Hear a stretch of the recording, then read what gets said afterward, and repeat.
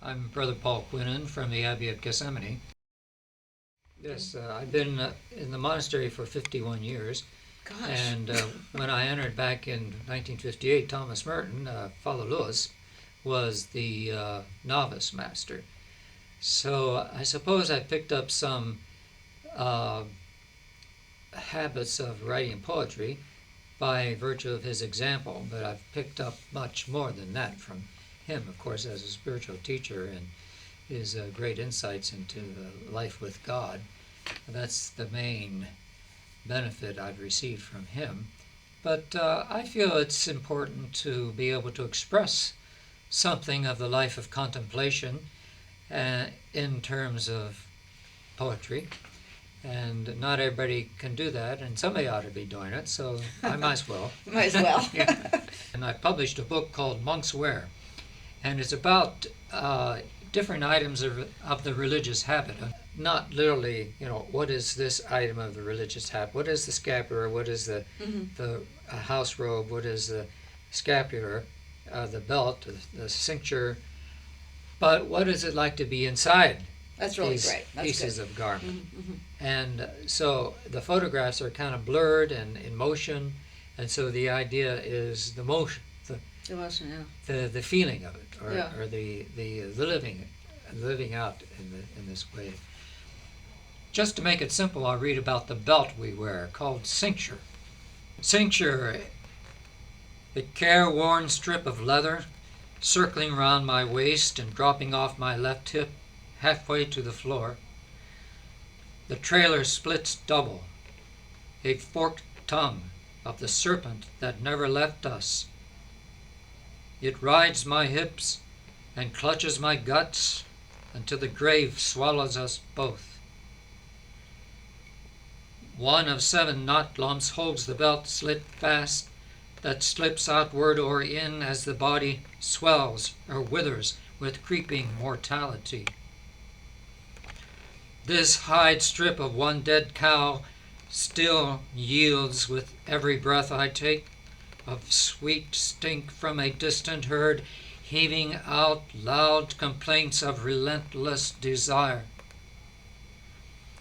Fossils of cattle longing creep in every cell, belting my waist, and plunge off my hip to reach the ground never, ever to dangle a swaying tail, a ceaseless twitch that sinks to my quick until the day I am unquickened. I retire at night, and with one easy sweep I unfasten and hang limp the old one-eyed trooper on a hook for the night, until rising in the dark and taking a breath, I hitch him back on and stride off again to vigils. Now I'll read another one. This is a more humorous vein, called My Long Tail. As you see in the previous description, the belt hangs down the side. So when people come to visit the monastery, I often get this question about the belt. He says, what's the significance of? Inevitably, visitors ask about the long tail on my belt, a yard of superfluous leather. They sometimes think I am the abbot because my tail is so long, or I'm advanced in status, someone enlightened. My utilitarian answer, it's something obsolete. It could hitch the cow behind the back while washing hands or making a bed. No one anymore would make a bed in their cowl, C-O-W-L, or even maybe make their bed. I am a vanishing species with a dangerous tail, apt to get caught in the car door. A Doberman they didn't dock, a horse like John Henry whose 14 foot of tail fit his fame for arrogance.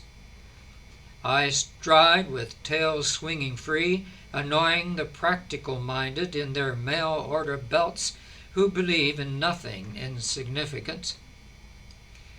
My significance is I am no more significant than neckties, or coat lapels, or studs on a belt.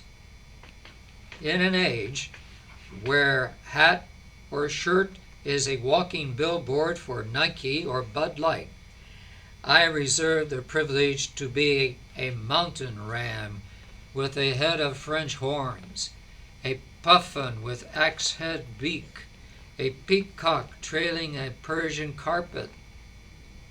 I remain a freak of natural excess, a sidetrack of evolution, a question for the archaeologist of the human dig who will pick me up, look me over, and fail to figure out what's the significance of that. Now there's a garment, outer garment, which is called the scapular. It has a hood and then two strips down the middle, as you see maybe in this image. It's two swaths of black, two crow wings stretching down over head, shoulders, heart, belly, loins to just below the knees. A crow never migrates. He hangs around and hollers at the cold and flaps off to where the rest of the gang is making enough of a ruckus to melt off winter until spring seeps in.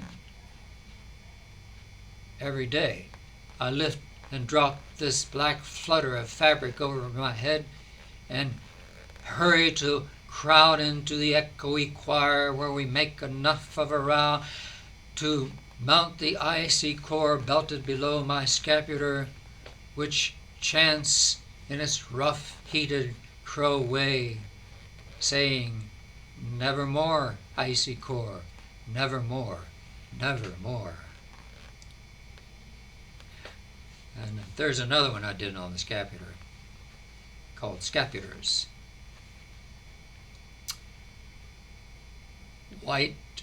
Black fur, white stripe, skunk.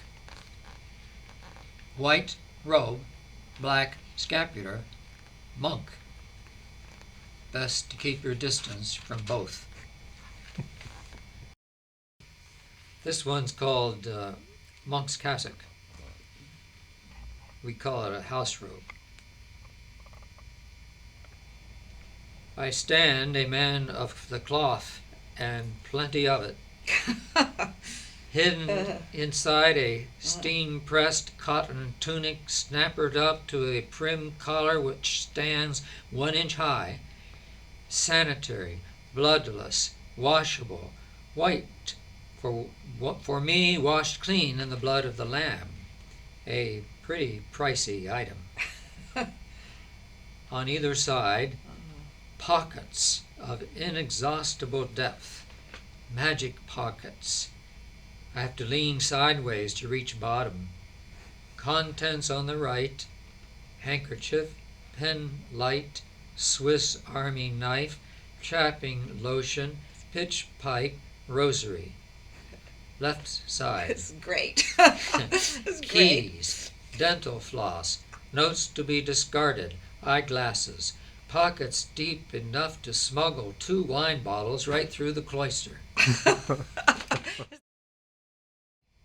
The reach of my hand spreads out the slow wings, releases shadows, and envelops my prayer-hungry body with light. Beautiful. That's beautiful.